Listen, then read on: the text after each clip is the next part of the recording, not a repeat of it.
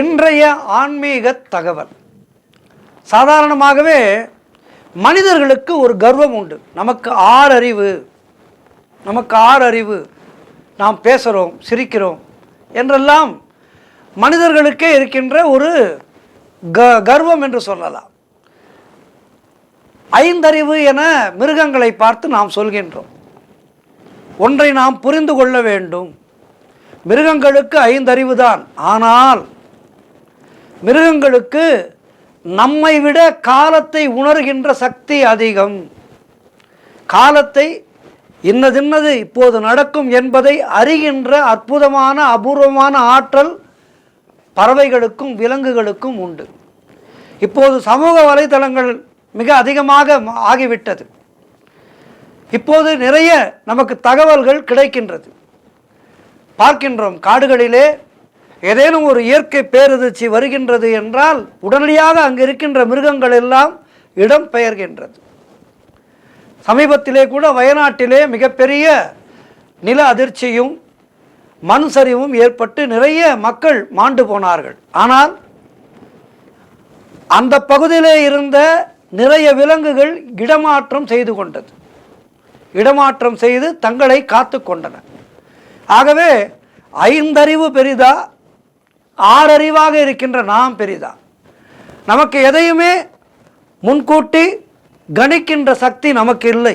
ஆனால் ஐந்தறிவு என்று சொல்கின்ற அந்த ஜீவன்களுக்கு அவை இருக்கின்றது. இறைவன் கொடுத்திருக்கின்ற மிகப்பெரிய வரப்பிரசாதம் இது. வானரம்தான் அன்றைக்கு ராமபிரானுக்கு இலங்கை செல்வதற்காக உதவி செய்தது. எறும்பு வணங்கி முக்தி பெற்ற தலம் திருவெரும்பூர் என்கின்ற தலம் திருச்சிக்கு அருகிலே இருக்கின்றது. இப்படி விலங்குகள் எல்லாம், ஜடாயு பறவை, ஜடாயுதான் ராமபிரானுக்கு சீதையை ராவணன் கவர்ந்து சென்ற அந்த இடத்தை சுட்டி காட்டியது. இப்படி விலங்குகள் என அவைகளை ஒதுக்க முடியாது. இன்றைக்கு நாம் பார்க்க இருக்கின்ற தகவலும் அப்படித்தான். நம் வாழ்விலே நடக்கக்கூடிய நல்லது கெட்டதுகளை அறிகுறிகள் மூலமாக நாம் அறிந்து கொள்ள முடியும். அதன்படி ஒரு சில பறவைகள் நம்முடைய வீட்டுக்கு வந்தால் அவை மிகவும் அதிர்ஷ்டமாக கருதப்படுகின்றது. அதை பற்றித்தான் இந்த பதிவிலே நாம் விரிவாக பார்க்க இருக்கின்றோம். அது என்ன, பறவைகளால் என்ன நன்மை என்றால் பார்ப்போம். பொதுவாகவே நம்முடைய இல்லத்திற்கு காகம், குருவிகள், கழுகு, மயில், ஆந்தை, புறா போன்ற பறவைகள் வருவதற்கு வாய்ப்புகள் அதிகமாக இருக்கின்றது. காகத்துக்கு அனுதினமும் அன்னம் வைக்க சொல்லி நம்முடைய சாஸ்திரம் சொல்கின்றது. ஆகவே இந்த விலங்குகளை எல்லாம் பராமரிக்க வேண்டியது நம்முடைய கடமை. சிட்டுக்குருவி வீட்டிற்கு வருவது மிக மிக நல்லது. ஒரு வீட்டிலே சிட்டுக்குருவி கூடு கட்டினால் இப்போது சிட்டுக்குருவிகளை காண முடிவதில்லை.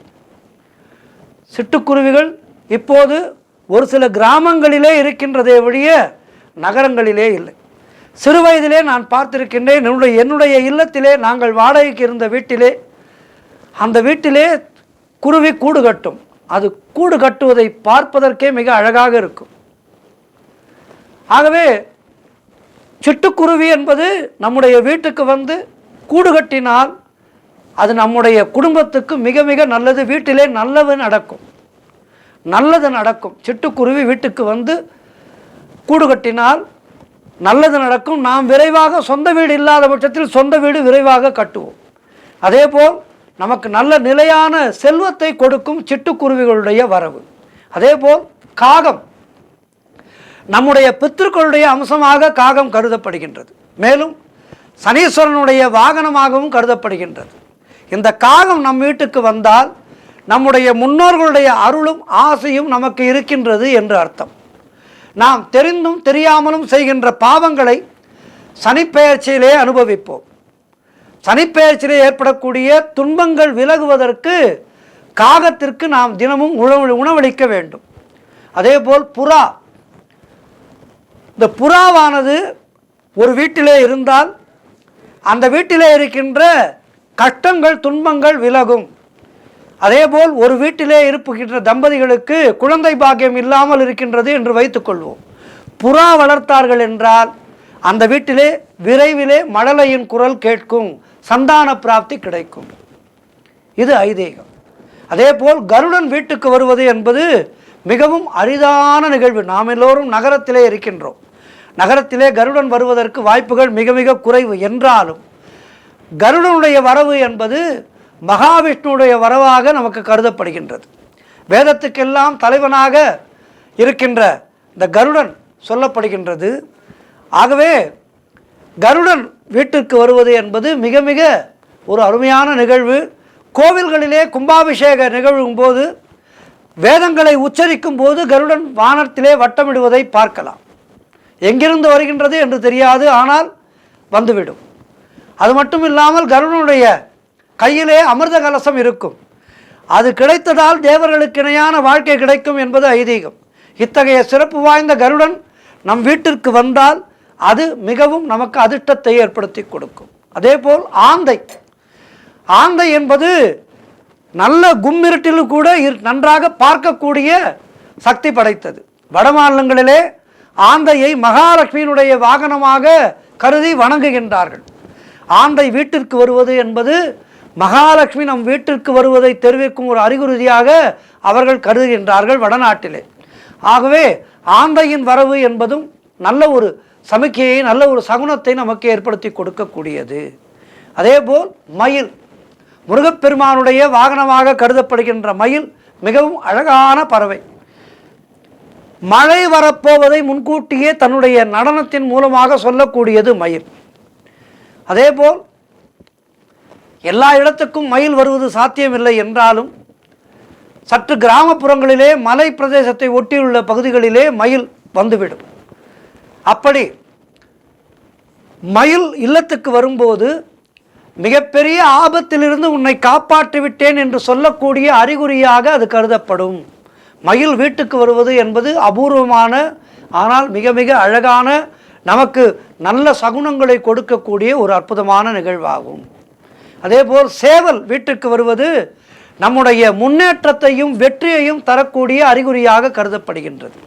இப்படி பறவைகளும் மிருகங்களும் நம்மோடு இணைந்து வாழ்கின்றன. அவற்றுக்கு நாம் நல்லது செய்தால் நம்முடைய வாழ்விலே நம்முடைய சந்ததிக்கு நல்லது. ஆகவே இனிவரும் காலங்களிலே இந்த மிருகங்களை எல்லாம் ஐந்தறிவு படைத்தவை என்று ஒதுக்காமல் அவற்றிலே இருந்து நல்லவற்றை நாம் எடுத்துக்கொள்வோம். அற்புதமான வாழ்வு வாழ்வோம். எல்லா ஜீவராசிகளும் நன்றாக இருக்க வேண்டும் என அனுதினம் நம்முடைய பிரார்த்தனைகளிலே சொல்வோம். நம்முடைய சனாதன தர்மமானது சர்வே ஜனா சுகினோ பவந்து, லோகா சமஸ்தா சுகினோ பவந்து என சொல்லியிருக்கின்றது. சர்வே ஜனா சுகினோ பவந்து என்றால் என்ன? உலகத்திலே இருக்கின்ற எல்லாரும், உலகத்திலே இருக்கின்ற எல்லா மிருகங்களும், எல்லா உயிர்களும் சர்வே ஜனா சுகினோ பவந்து, எல்லா உயிர்களும் நன்றாக இருக்க வேண்டும்.